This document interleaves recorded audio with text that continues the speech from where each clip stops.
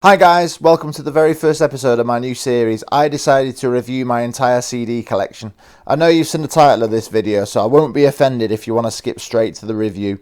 Hopefully I've worked out how to do YouTube chapters by then. If not, you'll find it anyway. The title is pretty self-explanatory. I will review one album per video rather than try and review 568 albums in one massive video like a Christopher Nolan film.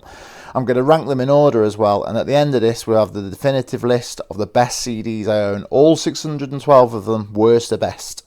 This begs the question, how do you rank Public Enemy with Public Image Limited, TSOL with TLC, System of a Down to the best of Sinatra? It's like saying you'd rather eat creme brulee instead of steak for breakfast.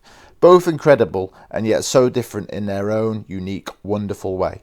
Actually, having mentioned the best of Sinatra, there will not be any reviews of best of albums, as this is cheating and gives me the ick, to be honest. Best of albums are fine to get into an artist, but not to be taken seriously as an album. I will only be reviewing albums and EPs that were intended to be released in that format.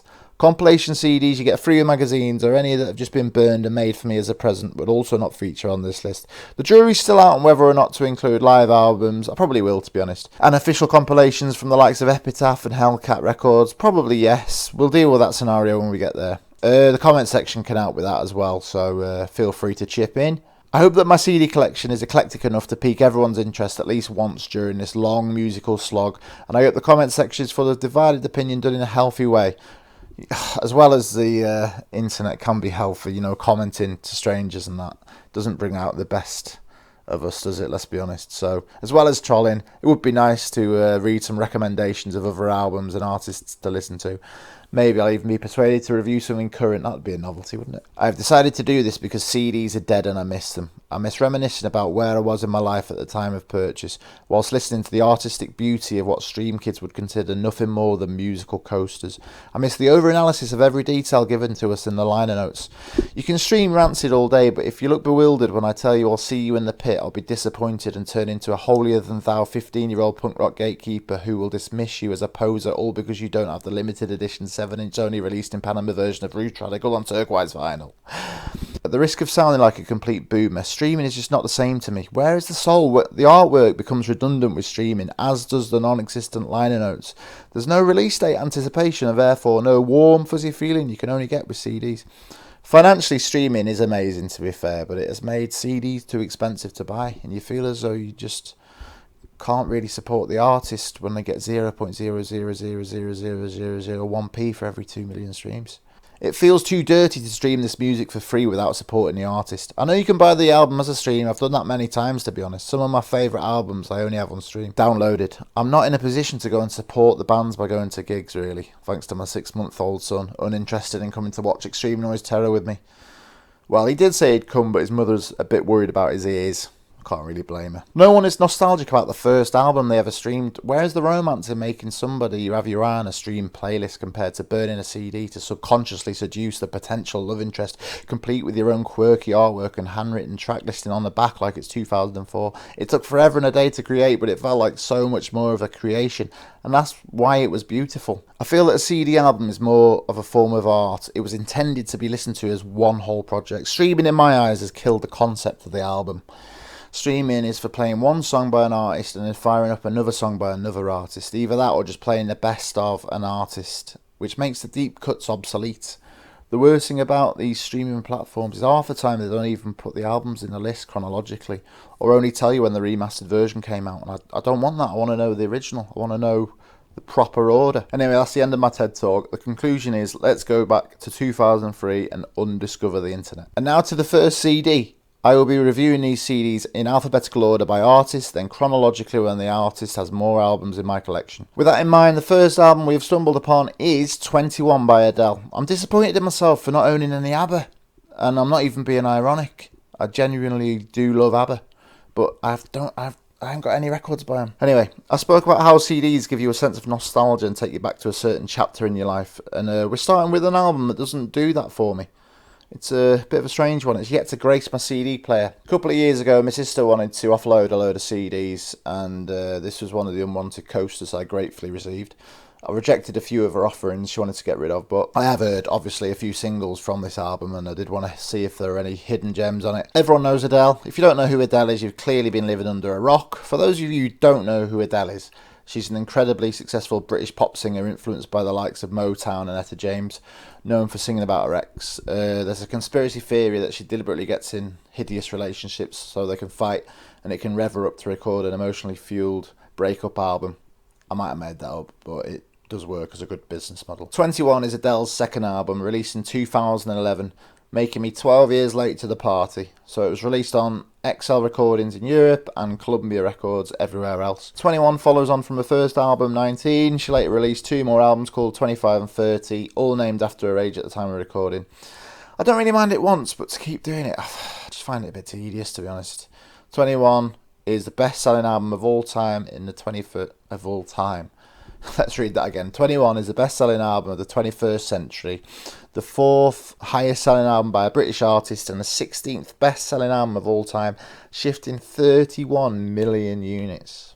That's a lot, that. It was always going to be a pop album that became the biggest-selling album of the 21st century. If everyone thought like me, it would have been a hardcore punk album. I suppose that's the beauty of opinion, really. It would have been nice if more people felt like me, but alas, we're stuck with Adele. And after finally letting this CD meet my CD player, I do have to concur with the masses and concede that 21 is a deserving piece of work that has earned the aforementioned accolade. This album is carried from the first bars of Rolling in the Deep through to the final refrain of the ballad Someone Like You by the epic vocal performances of Adele, particularly when the songs hit the climax of the chorus, often providing a goosebump moment as she crescendos effortlessly to the top of the phrase. Turning Tables is my favourite example of this, a song fitting for a Broadway musical, albeit a good one, complete with a rising string section and a busy piano line that piques a lot more interest than your typical Don't Stop Believing chord progression. She has a great knack for making her songs accessible and catchy while simultaneously impressing with her vocal chops that stand out from the girls from work singing on a night out. Throughout the listening experience, it is evident that Adele was born in the wrong year. She is fortunate the public had a thirst for a soul Motown-influenced pop record during her peak years, making up for not being alive during a time when her heroes such as Etta James, Aretha Franklin and Dusty Springfield were dominating the chart. Her name does deserve to be in the same sentence as these super soul elders, and many people would have her on their Mount Rushmore of female vocalists, and I can understand why. Adele would sound out of place without some fantastic musicians backing her. They provide a great platform for her to build her songs, particularly during the intros when the instrumentation is bare. The intimate moments provide a good contrast to the previously mentioned climb up a mountain and belt it out philosophy. Make no bones about it, and excuse me for stating the obvious, but this is 100% a breakup album. It wouldn't be my go-to breakup album if my missus dumped me, but I can understand why so many people are seeking comfort in this album. I'd personally go for like Indestructible by Rancid or Songs in the Key of Life by Stevie Wonder, but I'm never getting dumped anyway, so this is a silly line of thought. Due to this, I don't always feel madly into the song's lyrical content. Towards the end of the album, I was kind of thinking, another one, again. You know, she could have done an upbeat song about going out with the girls, cheering her up and hitting on the town and forgetting her ex, but that song never came. If making this album was my responsibility, there's lots I'd be really happy with. The catchiness of the songs and the vocal performances in particular. Despite this, I do feel as though there was opportunities missed to lean into certain genres a little bit more, when a couple of choruses would be underwhelming because they sought out a pop formula. It almost felt like a cop-out that we weren't treated to some raw gospel, hip-hop or country music. He Won't Go sounded like it should have been a hip-hop song. It started out with a cool drum beat and piano chords reminiscent to 90s hip-hop. The chorus felt like a bit of a pop cop-out to me, a pop-out, you know. The producers flirted with gospel styles a lot on this album, and it did work, but they should have taken more risks. Tracks like Take It All needed more oohs and ahs throughout in the backing vocals, and One and Only flirted with a tiny bit of Hammond organ. I just feel like it needed to be more raw, you know, more in your face and more obnoxious. Production was too polished for my taste. They just needed to get raw with it. I know I said I love the vocal performance, but I also thought that it was too polished at times. Adele needed to find that extra growl in her voice like Etta, as already mentioned, and Brody Dahl to take some of the polish off when it was needed. She just needed to get a bit more gritty. Overall, a fantastic album that deserves its success due to the performance of one of the most talented female singers in history. The songs are catchy, the singles are easy to sing along to, but difficult to sing like Adele, which I do believe is a good formula for an album. Personally, I just found it too poppy when I wanted it to be more gritty, more soulful, more raw, less polished and less produced. A solid start to the series. I'm going to give it a 7 out of 10, an album I would listen to again and one that certainly appeals to the masses. Now let's rank it amongst the rest of the albums I've reviewed in this series. So difficult to rank so many different genres, so it'll be a list of, if my house is on fire, this will be the order I will save my CDs. This should be an easy episode. 21 Debuts is the greatest album I've put reviewed, but also the worst, because it's the only one I've done. Such a dad joke. This segment will be more intriguing as we progress through the series, and we're not comparing one CD. It will get more interesting, I promise. And there you have it. Thank you so much for making it this far into the video. What did you think of the review? Which CDs do you hope appear in the series? Am I wrong, or are the masses wrong?